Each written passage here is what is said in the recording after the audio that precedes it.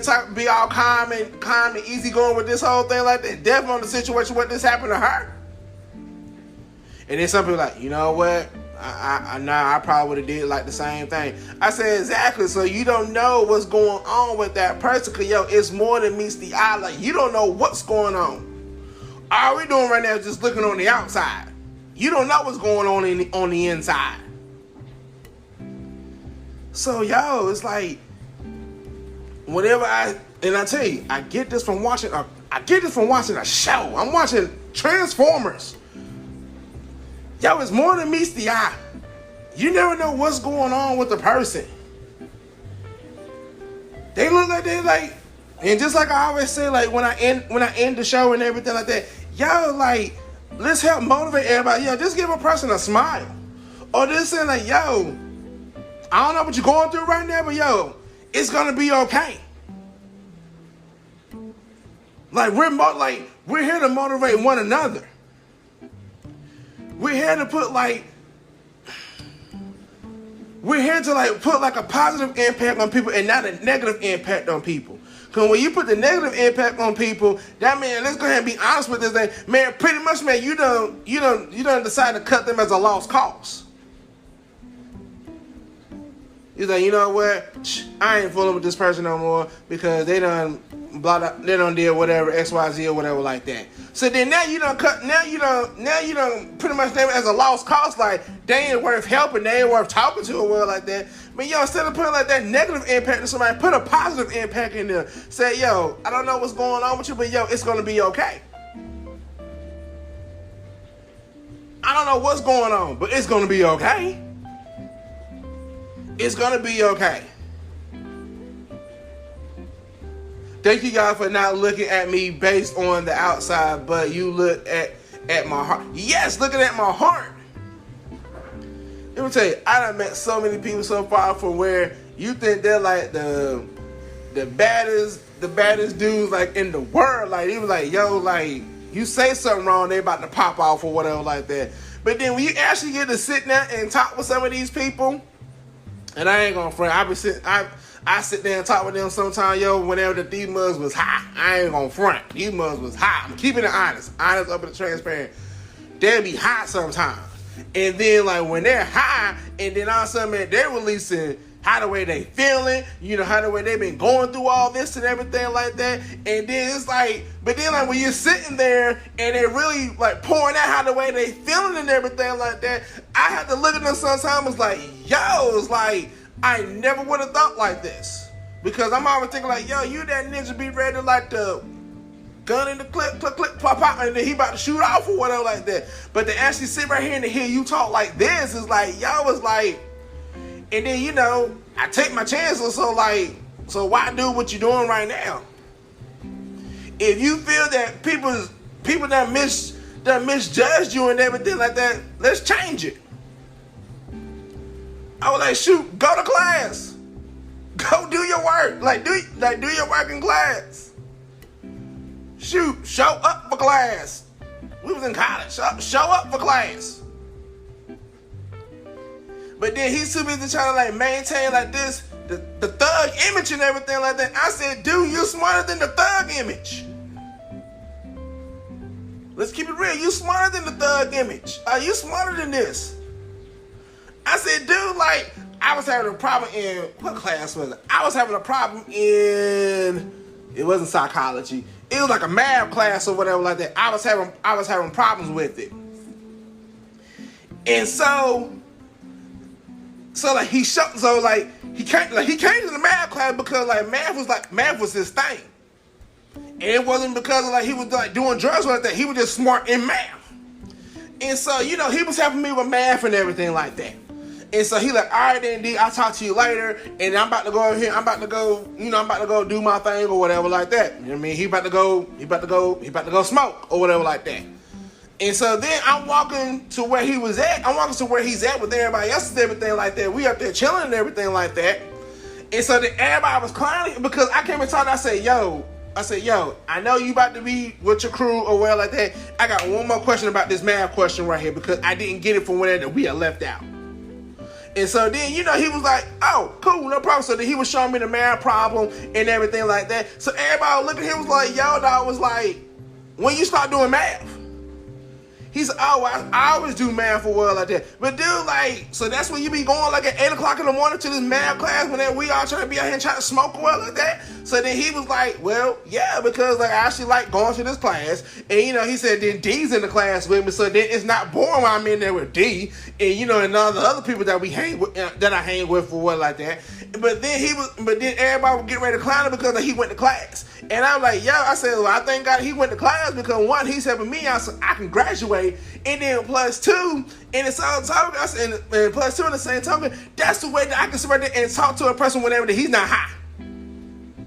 Cause his mind is straight and everything whenever he is not smoking and everything. His mind is straight when we're doing math.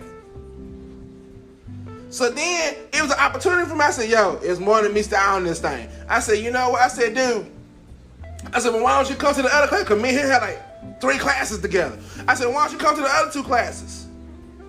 And then while he was getting high and everything like that, he opened up. He was like, because D, I don't understand this part right here. And so I'm looking at him was like, what?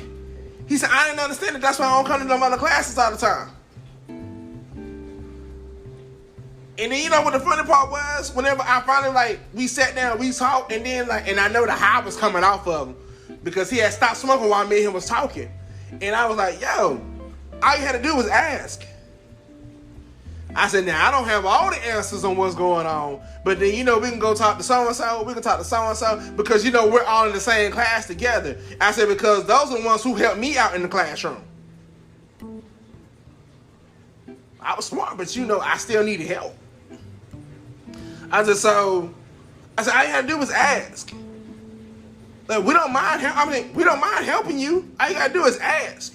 But then he was too busy trying to keep up this tough, you know, the thug image and everything like that. He didn't want to show up. And so then we were sitting right here, was like, all right, then, cool, bet.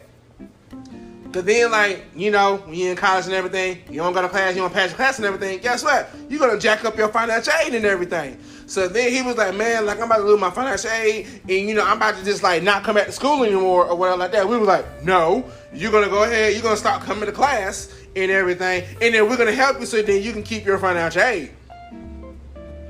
Shoot, I had to keep my financial aid, so shoot, I'm going to help you keep your financial aid. So I got to keep that financial aid or whatever like that. Yo, it is a point from where, yo, it's more than me. So I said, what do you really want for yourself? What do you really want for yourself? Do you want to be in this life right here from where everybody thinking that you this tough thug or well like that? I said, what do you really want to do?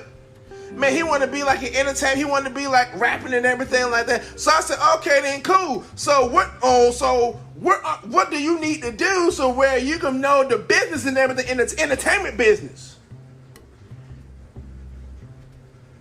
And it would make it so funny, the school where we were going to and Gifford Technical Community College, you know, in Jamestown here, you know, North Carolina and everything, yo, it was a program for where it was for the entertainment business.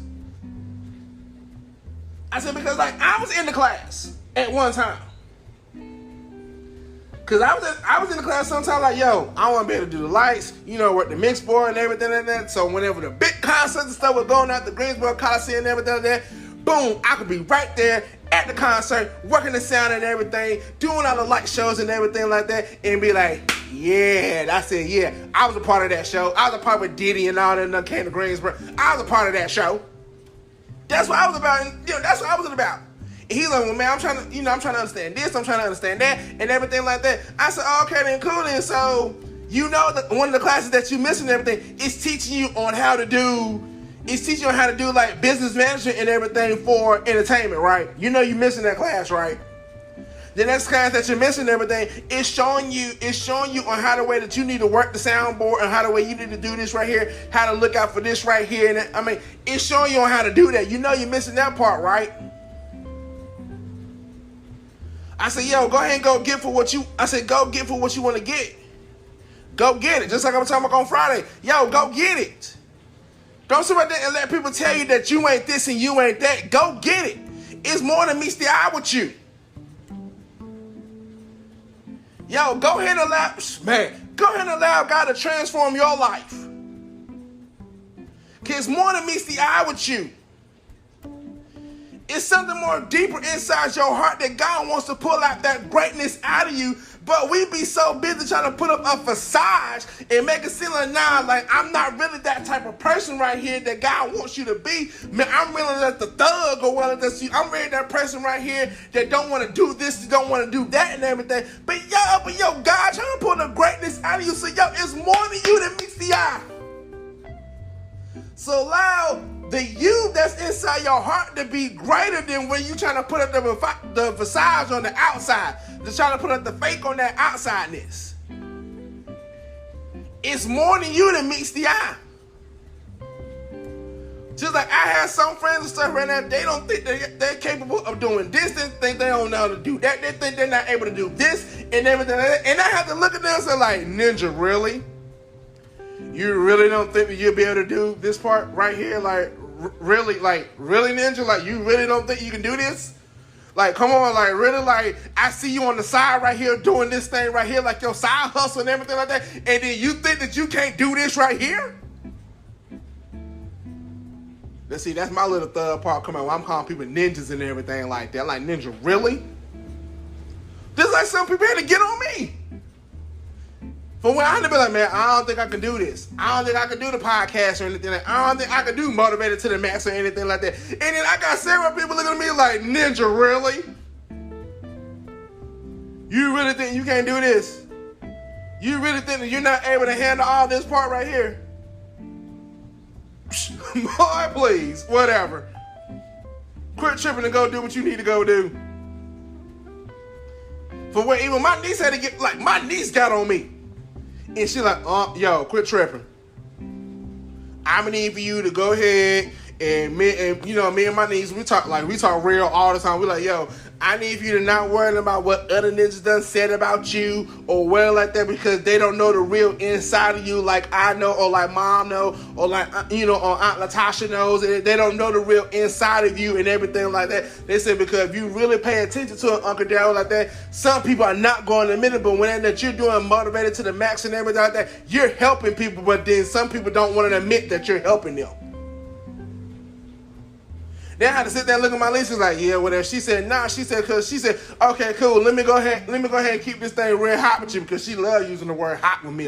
She said, let me keep it hot with you. She said, you're helping me whenever. She said, you're helping me on some of the stuff on what I'm going through right now. She said, why do you think I always call you all the time? Why do you think instead of me talking to XYZ over here, the first person that I call and I talk to or whatever, I'm calling my aunt and I'm calling my uncle.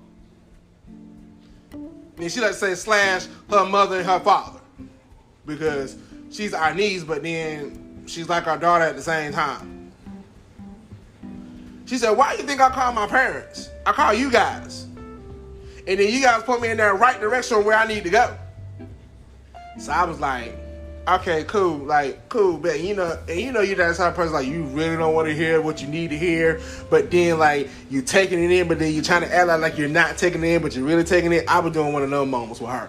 But then from whenever that you're seeing, whenever that you're getting and you're hearing more, but like,